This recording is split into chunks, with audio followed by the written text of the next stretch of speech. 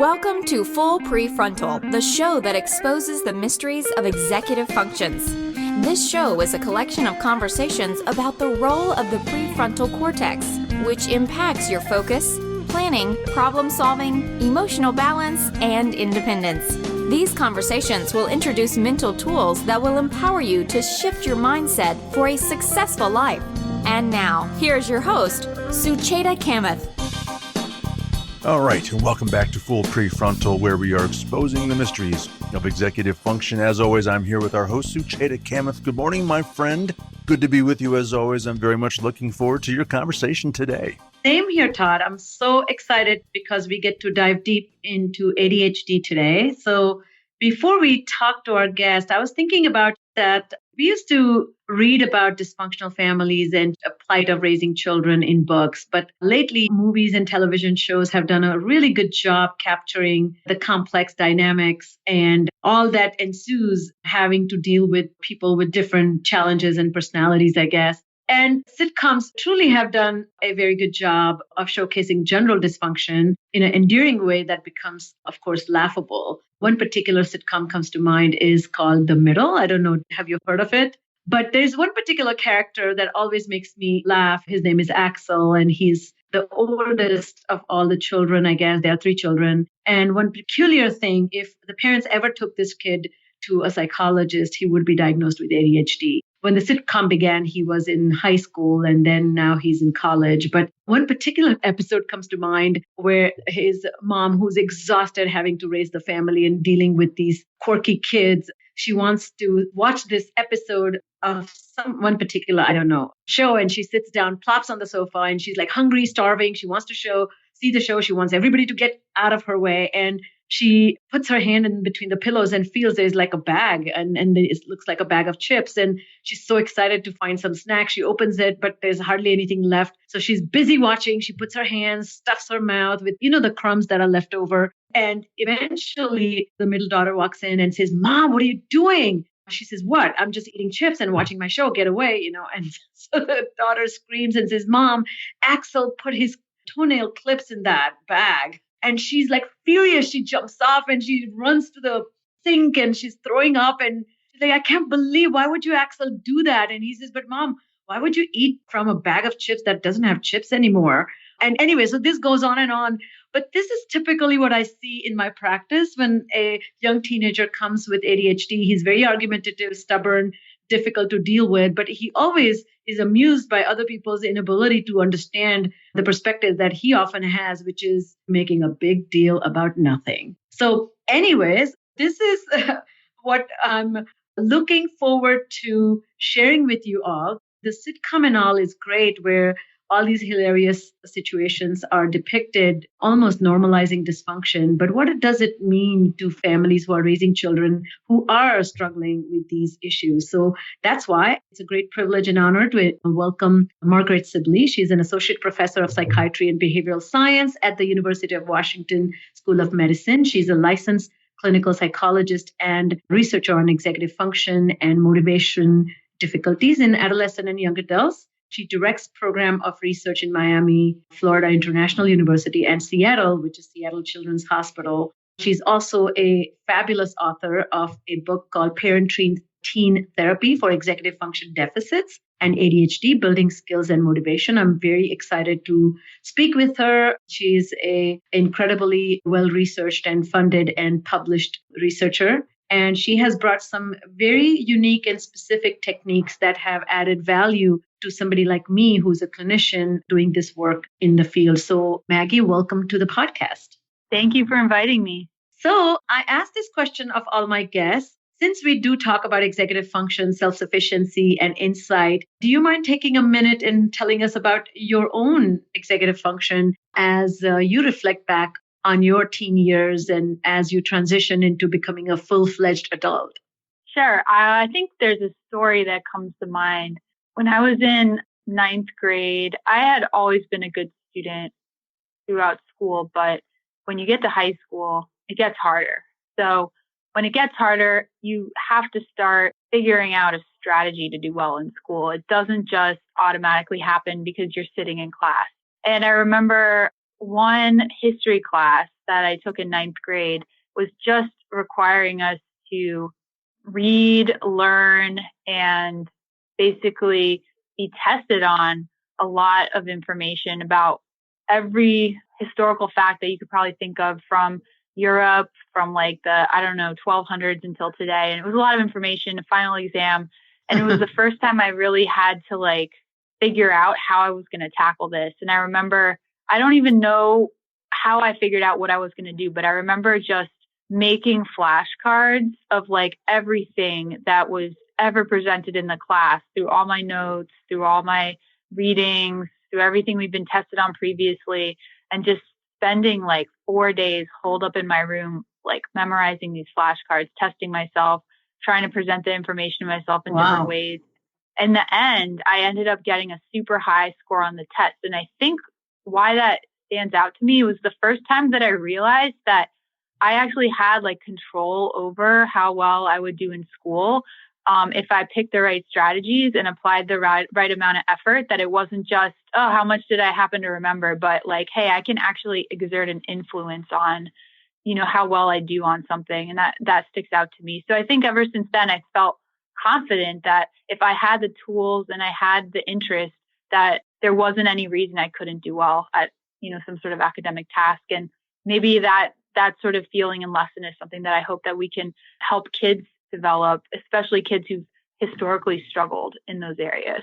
Thank you for sharing that. I think it's so interesting that, of course, this is an exemplary motivation here and a wonderful self-discovery, which you took to heart. And this is a problem for many of the kids that we work with. So before we jump into ADHD and children with ADHD, let's start with executive function. What is the best way to understand skills that are collectively referred to as executive function, and particularly since they impact development, learning, and education? What's the relationship, in your opinion, that exists between these skills and raising kids to be engaged, self-directed, and efficient?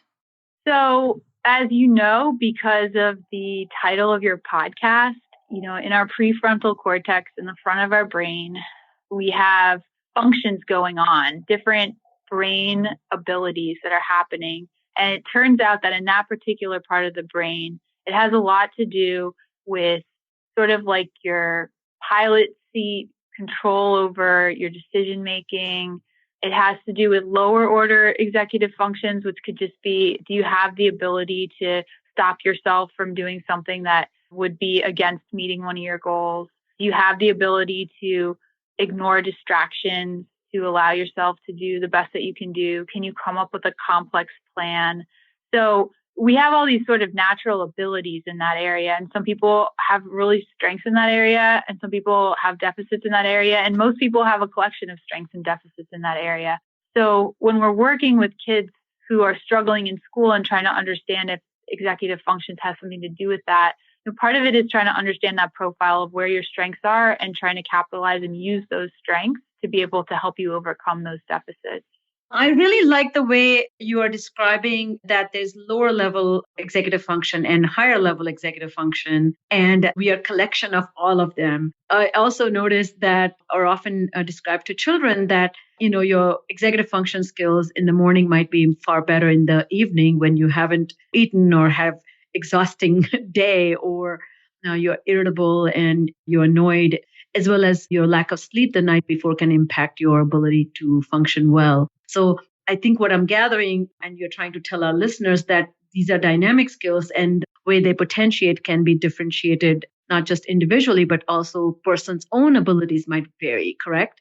Yeah. I mean, if you're trying to say that like it can vary in one person throughout the day, depending on what's going on. And also every person's going to have on average what their abilities are going to be like. So my best on one executive function might be somebody else's low point, right? Because they just happen to have more abilities than I do in an area. But throughout the day, certainly they can vary, and it varies by interest level. It varies by the demands of the task that's being asked of you. It varies by things like you mentioned, sleep and eating, but also things like, with teenagers, it varies if you smoke marijuana. It varies a lot of different, if you're just stressed or distracted or depressed, there's all kinds of things that can modulate those abilities.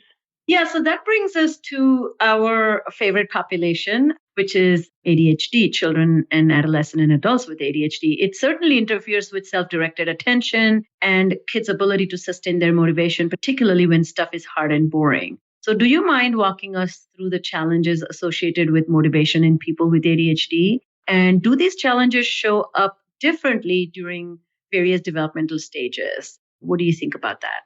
I like to use an analogy for motivation, and it's sort of like a car, right? So in order for a car to drive well and work, there's a lot of different things that all have to be working underneath the hood. It's not just one thing, one engine.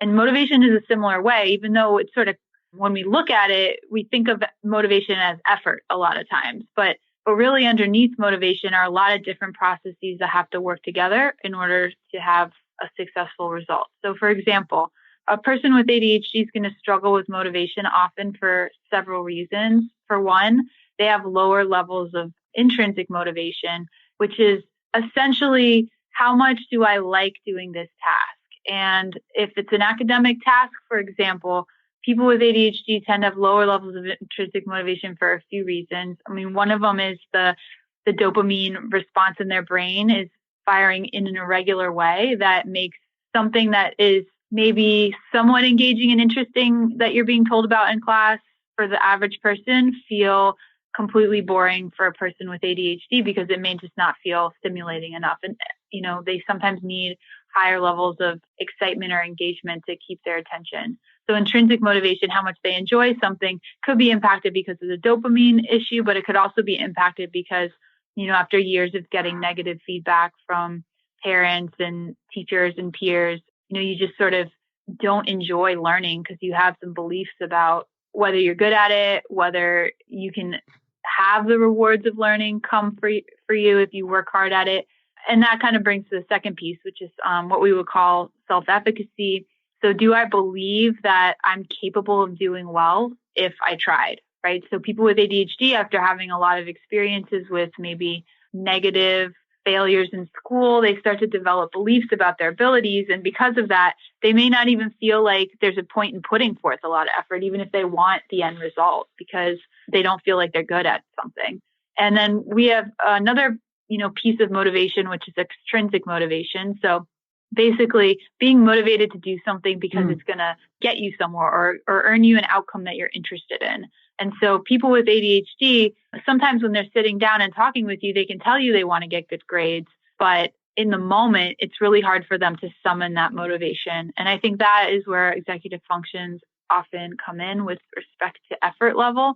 So if you have poor working memory, it might be harder for you to kind of hold in mind the fact that the reason I'm doing this really hard or boring homework assignment is because I want this goal. I want this external outcome. I want those high grades. I want to please my parents. So, it's kind of like a really multi-pronged issue for people with ADHD. It's not just their executive functions, but it's the motivation and the way they interact, not having the willpower to resist the temptation to get on your phone or to watch TV when you should be doing your homework. All of that plays in and they draw on different areas of the brain. So it's a complicated issue and really hard for folks to overcome. Yeah. And as you're describing, I'm just making mental notes here that I think people have a very superficial or commonsensical notion of what motivation is. And people typically think that pulling yourself by the bootstraps by somebody else yelling at you or saying it's important will be adequate tool or a facilitating avenue to help people summon their own motivation. And it never works. But if you look at the conventional wisdom or how parents and teachers are handling it, often people are either motivating children who are unmotivated through threat or with rewards, and none of them seem to have long-lasting effects as we would like to see in terms of building skills, right? Yeah. So what I tell parents is it's kind of like a balancing act, right? Because on the one hand, if you want people to develop self-motivation, then you have to give them opportunities to A, find out what they're interested in, B, have some experiences with failures so that they understand the negative consequences of not working hard and trying hard in school or, in extracurriculars or socially, so they can understand that why I would want to do something. And if parents are always rescuing their kids from the consequences, then that can have an impact on the kid's ability to learn those lessons. On the other hand, people with ADHD can get themselves into some real trouble if they make missteps. So for example, a ninth grader with ADHD who's just not super motivated, if they fail school, they're all of a sudden putting themselves at risk for not graduating from high school, which has big consequences. If a first grader isn't doing well in school, the consequences aren't that grave. So it's important that we still equip parents with the tools of being able to use external motivators with their kids, especially in times of crisis, so that if you really need to get through that last semester, of high school and keep the grades up just so that they can graduate, that parents can learn how to use tools like a contract with the teens where they might say, you can only use the car if you keep your grades up above a certain level, et cetera, so that both external motivation and internal can be part of the picture. Yeah, I really like that you are talking about this seesaw, and the balancing act comes so much from wisdom. One of the things I see, Maggie, is people do not necessarily have psych-wise attitudes. A lot of times they don't understand human psychology, human behavior. And then they, in the moment, particularly when things are spiraling down, tend to do what feels right. And that when they're upset, punishment feels right. When somebody's not cooperating, hefty rewards seems right. And, sounds like even just to wait and allow kids to make a mistake and then come back and do some reflection may have significantly higher value than just acting with your own impulses. Yeah, that's right. That's a parent executive function issue right there is, for the parents, it's the same skill, right? Keeping in mind the big picture of what you're trying to do as a parent, what your values are, what your goals are, and not allowing your emotional response to dictate your parenting choices. Instead, always be checking in with yourself about how does what I'm about to do guide my bigger goals, my bigger values of how I want to raise my child. And that's really hard for people because those emotions do run strong when you care about someone and you really want them to be successful and you're watching them do what seems like such an easy thing to correct. And yet the person's not performing how you want them to be. Let's talk about executive dysfunction as a primary symptom of ADHD.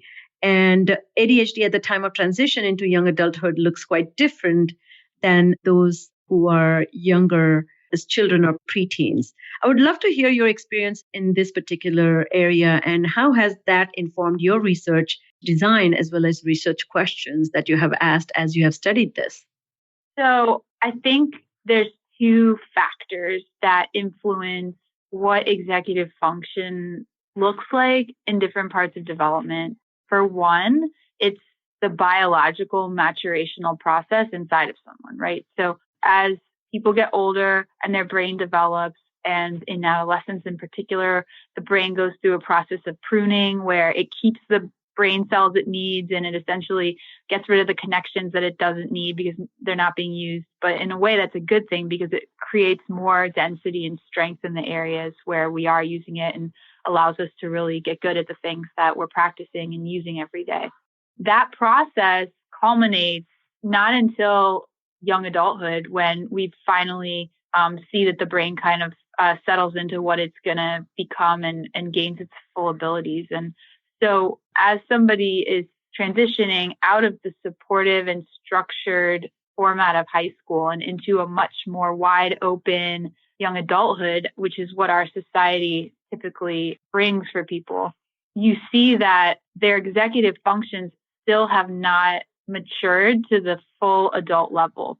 So suddenly there's a mismatch between the demands and the expectations for an individual and what they're capable of. You see this mismatch really start, I would say, in adolescence, but I think it's prominent. I think it's prominent at the transition to young adulthood because the expectations that we have as a society for a 19-year-old are that they find something that they're interested in, that they either work on as a job and be independent with that, or that they enroll in higher education, which is complicated and challenging for people. So we're suddenly expecting them to sort of take on and be self-sufficient and, in some cultures, live outside of your family's home, and in others, start contributing to your family's income. So all of these things where you're suddenly expected to act like an adult, yet you don't fully have all of the brain abilities that, somebody over 25 has yet, can make it a really challenging time for folks. And so there is sort of a need in the community of people treating folks with ADHD to really be thinking about how do we step by step allow people to learn and develop skills and discover themselves so they know what they're interested in during that time, and sort of play the long game. That our goal isn't to make you optimally perform today, but our goal is that by the time, you're 24, 25, out of college, looking for your, first career job, that you feel prepared and you know who you are and what you want to accomplish and what skills and steps you need to be able to do that. Yeah, I feel like, in this particular area of life, I feel there is no rehearsal. It's all on. You're fully on all the time. There's no opportunity to exercise or put your skills to test or do a dry run. If you mess up, you're out. And I'm so shocked and surprised how some people manage to be very successful, in their teen years and young adulthood. So you have a very compassionate view of this. What was the second factor you were talking about, the mismatch between what's expected and the skills that are present? Mm-hmm. That's right. So, right? Go ahead. The expectations and the developmental abilities. Got it. So with that in mind, I think the psychologist, speech language pathologist, educational experts, particularly those who work with disability, have a much more discerning eye. But these kinds of pieces of information has not infiltrated common realm of education the way teaching and learning happens. Why do you think such disconnect exists, in your opinion? I think the main issue is just that good information about psychology is not something that we run into in everyday life. For one, there's a lot of bad information about psychology out there that's easy for people to get their hands on over the internet. And so there can be a lot of conflicting opinions about what's the best way to understand and help someone with ADHD or other difficulties like that. And people who are professionals have more training in that. And so they have the lens to sort of not only understand some of these more complex pieces of the puzzle, but also when they see a kid with ADHD struggling, to kind of understand where that's coming from. Yeah, since internet has become accessible to everybody, people are Googling symptoms and then they are seeing horrific range of disabilities, disorders, or diagnoses they can have. A funny story happened over the weekend. I met a family and they have twins who are 12. I'm very fond of these kids. And so I was talking to the parents and how are they adjusting and how is middle school and blah, blah, blah. And then the father says to me that one of the sons has some skin condition and he's really riddled by it and they're concerned about it. And so I quickly asked, because we share a very common friend who's a dermatologist and a very close friend of ours, and she's phenomenal. And the family said, oh no, we Googled it and we are applying some lotion to it. And I said, it's preteen, such a stressful time. And why wouldn't you consult somebody who actually is educated and has the knowledge? Literally, it's a matter of text, but people feel almost like proxy of having this kind of access is what makes them feel that they have the skills, It was very interesting. Well, another issue I think is that the term attention deficit hyperactivity disorder is pretty classic. It's rooted in our understanding of disorder from 30 or 40 years ago.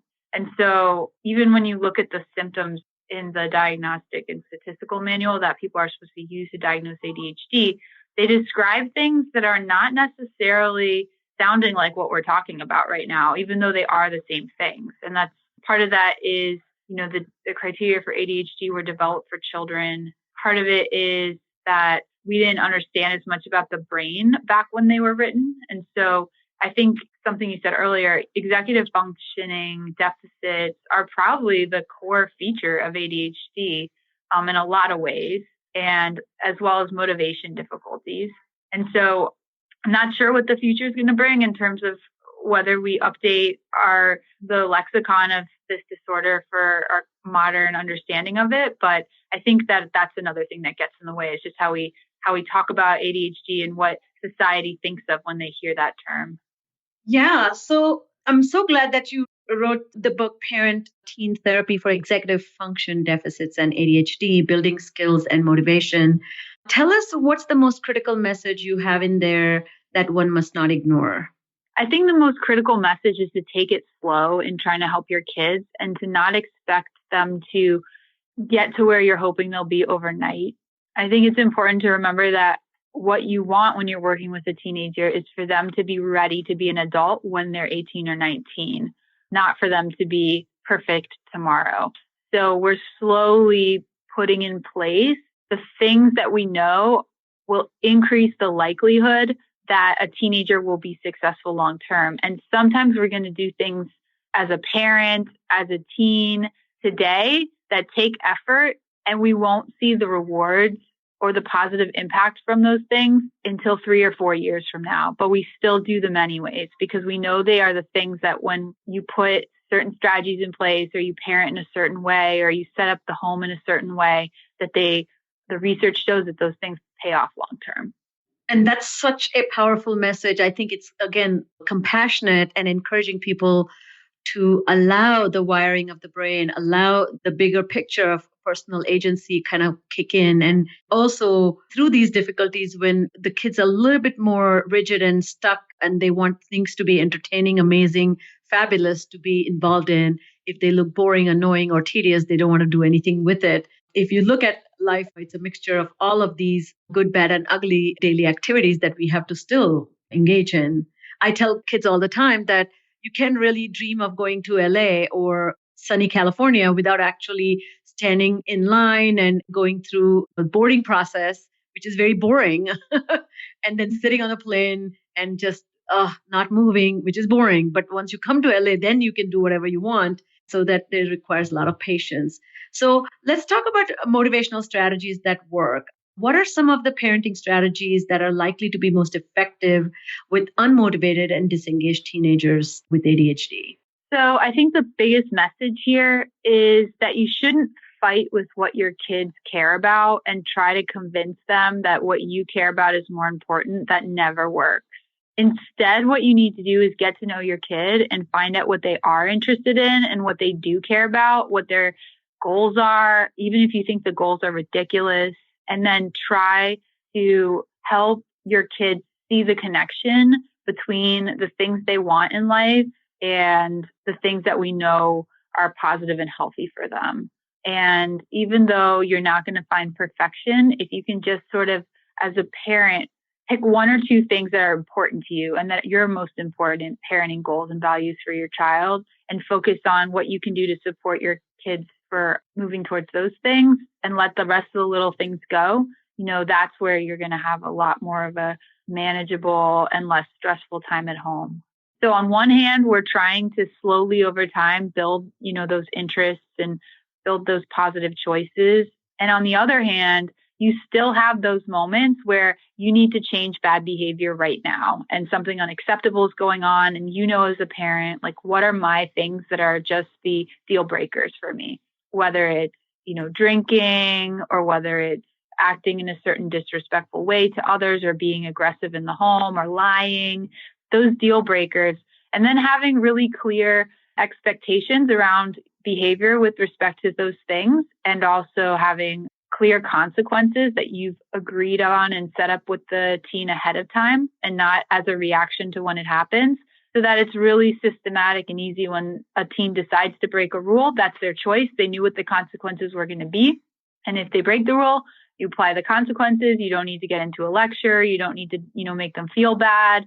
That's their choice about what in the moment they think is more important, getting the consequences or whatever it was that made the behavior appealing to them in the first place. So it takes the emotion out of it, and it just sort of like makes things a lot more calmer for people at home to take that kind of proactive approach.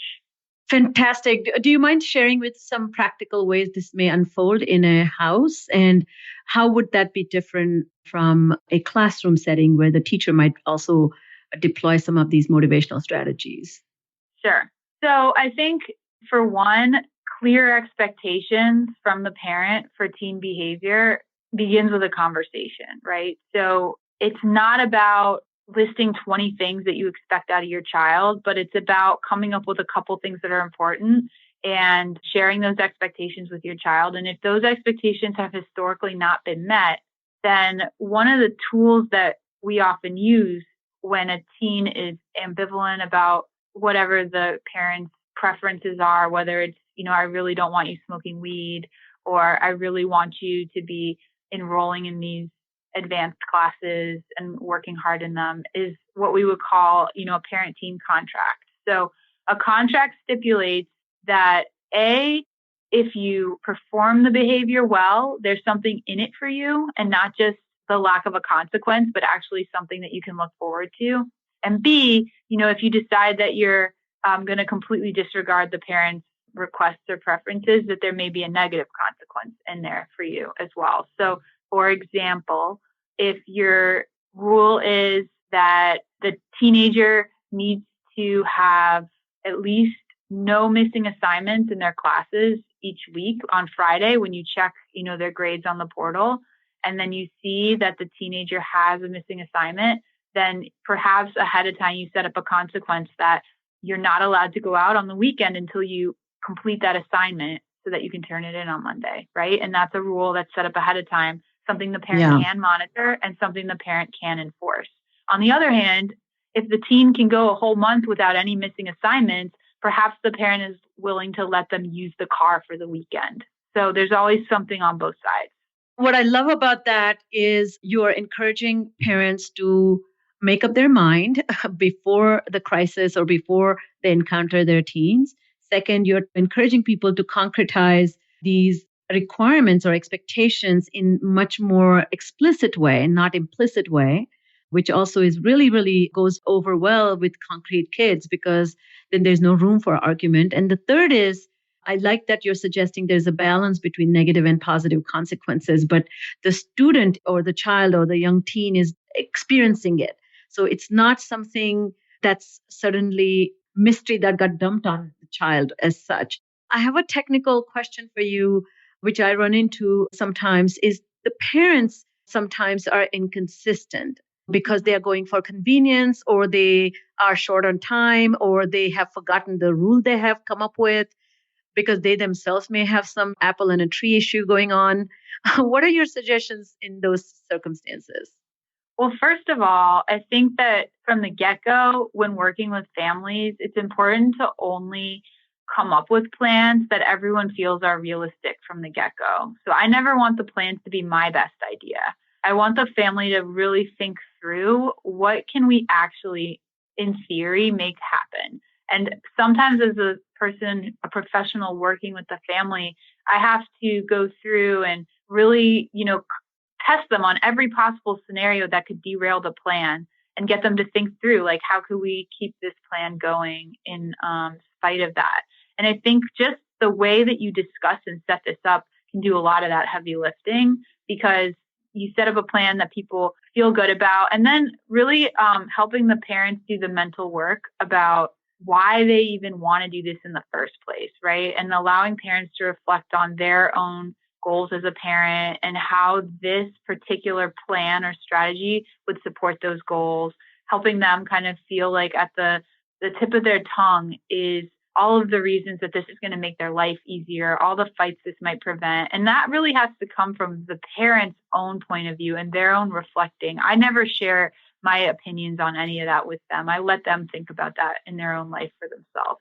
And, when people have the right reasons for it, and when people came up with a plan that's, at least one small step in the right direction, that's manageable for them, that doesn't seem too complicated, then slowly over time, you try to put it in place. And it's not going to go perfect the first week, right? But when it doesn't go well, it's going back and it's reflecting on what happened and whether it's worth still trying to do the plan, even if, it's your best case scenario is being implemented 3 or 4 days a week. It's not really about coming up with the smartest plan, but just like really helping people stay connected to why they want to do it in the first place. And I love that you're talking about involving the whole family. So the parents are a team, but they're also collaborating with their children. And then the therapist or the person who's working with the family is coaching and guiding.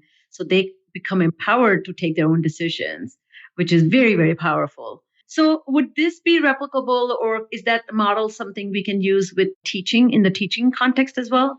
It's tricky in high schools and middle schools because teachers in those contexts have a lot on their plate. They usually teach over 100 students. They identify as people who are teachers of content areas like math or like science rather than somebody who's an elementary school educator and spends all day with the same child. So a lot of these techniques I think could be effective. And at the same token, it may not be teachers who are in the best position in the school setting to deliver some of these strategies. And so actually, my team's been working in high schools to try to use some of these strategies with peers as the interventionists. And there's two reasons for that. For one, that's great. If 11th and 12th grade students are capable of doing maybe just a kind of like basic version of these skills with, 9th grade ADHD students or 10th grade ADHD students who are a little younger than them, just those pieces of clarifying what your goals are, monitoring them, and using some of the organization strategies that we can teach kids, those are being done in place.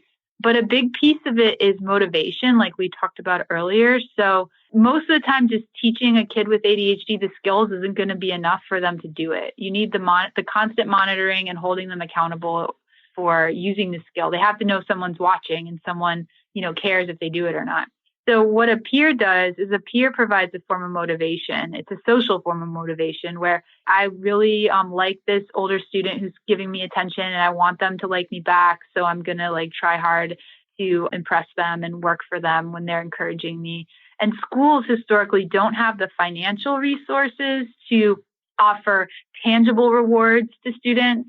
And in addition, the rigid structure of so many high schools now with, the way their schedules are set up and what kids can and cannot miss in terms of state testing and mandated curricula is not such that you can easily do things like give people free homework passes or other things that we might come up with. So I've worked a lot with schools and it's just so hard for them to come up with natural reinforcers or rewards. So instead, we're trying to use the peers, social attention in place of that. And so far, it's going pretty well.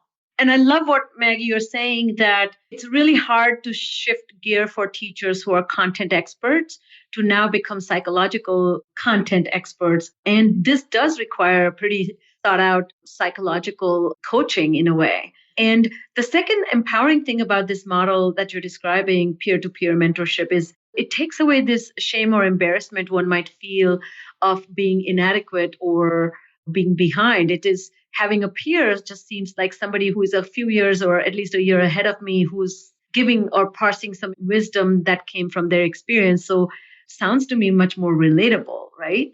Yeah, I think so. I mean, the kids come to it, which is cool. They like it. And the best of the peer coaches are the ones who might have struggled a little bit themselves, but now they got the hang of it because they're the most relatable, like you say. So we're not always looking for the class president. Sometimes we're just looking for a kid who has got a solid B average, who's friendly, and who's willing to take the time and energy to spend, 30 minutes to an hour a week helping somebody else out.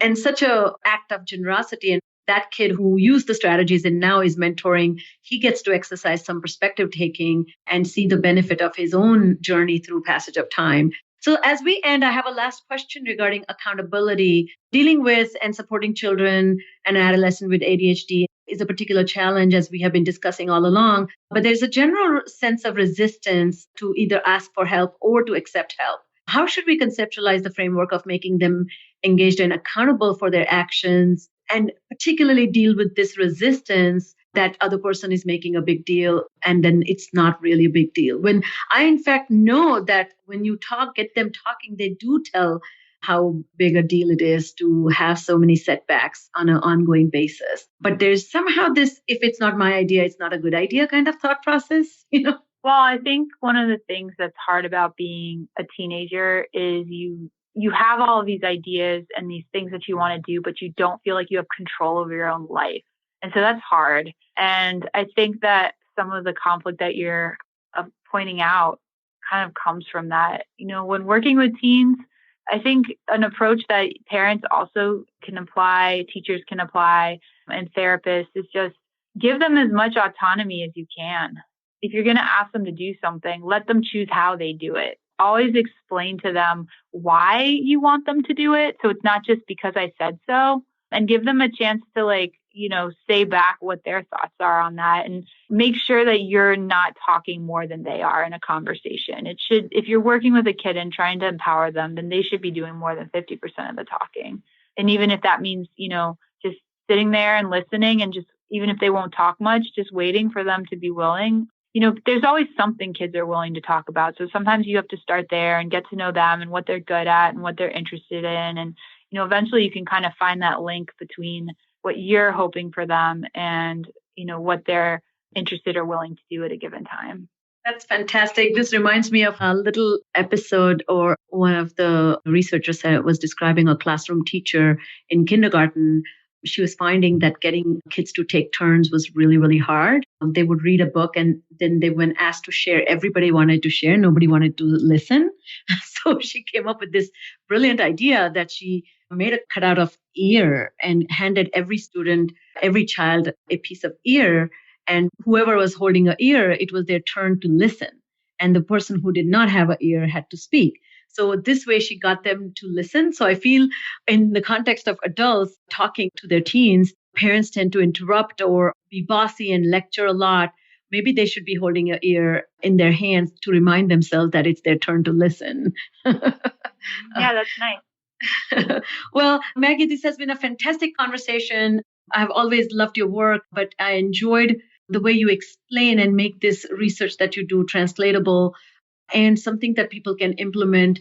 But most importantly, motivation is such a tricky matter, and people complain a lot about children not being motivated, but the strategies tend to be very heavy, teachers becoming these cheerleaders or parents being cheerleaders or entertainers, and switching the focus on getting to see what the student wants, what the child wants, what the teen wants, and then crafting goals in tandem with their goals is a brilliant idea. And I really appreciate the work you have done for us and given us these tools to bring into our therapeutic sessions.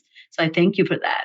Thank you. All right. Well, that's all the time we have for today. If you know of someone who might benefit from listening to today's episode, we would be most grateful if you would kindly forward it directly to them. So on behalf of our host, Sucheta Kamath, today's guest, Maggie Sibley, and all of us at Cerebral Matters, thanks for listening today, and we look forward to seeing you again right here next week on Full Prefrontal.